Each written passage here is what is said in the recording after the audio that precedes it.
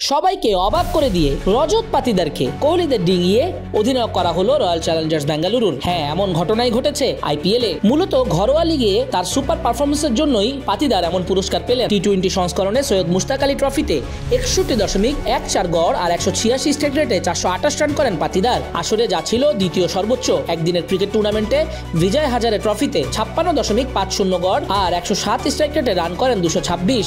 আর এই কারণেই রজত পাতিদারকে বড় ভরসা মানে রয়্যাল চ্যালেঞ্জার্স বেঙ্গালুরু। এমন খবর প্রকাশিত হয়েছে ভারতের নানা সংবাদ মাধ্যমে, সামাজিক যোগাযোগ মাধ্যমে। নতুন অধিনায়কের নাম জানিয়ে বেঙ্গালুরুর আমন্ত্রণ, আপনার রাজত্বে স্বাগত রাপা। রাপা মানে রজত পাতিদার। আইপিএলে বিরাট কোহলি, দেবদূত Padikkal, Bhuvneshwar Kumar, Krunal Pandya, Josh Hazlewood, Liam Livingstone, Phil Salt, Tim ডেভিডরা এখন পাতিদারের নির্দেশনা মানবেন। Rahul Dravid, Anil Kumble, Kevin Pietersen, Shane Watson, Daniel Vettori, Kohli, Faf du Plessis. বেঙ্গালুরুর আগের অধিনায়কদের সবাই ছিলেন আন্তর্জাতিক তারকা। পাতিদার ভারতের হয়ে 3 টেস্ট আর 1 ওয়ানডে খেলেছেন, তবে দলে টিকতে পারেননি।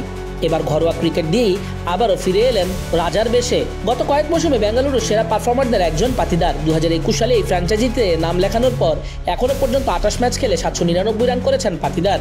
তিনি প্রায় 159 স্ট্রাইক রেটে ব্যাট করেছেন। এবার মেগা নিলামের আগে যে 3 জন ক্রিকেটারকে ধরে রাখে দলটি, এর মধ্যে ছিলেন 31 বছর বয়সী ব্যাটসম্যানও। 11 কোটি রুপিতে তাকে রেখে দেওয়া হয় রয়্যাল চ্যালেঞ্জার্স বেঙ্গালুরে। আর এবার তো অধিনায়কের দায়িত্বই পেয়ে গেলেন পাতিদার।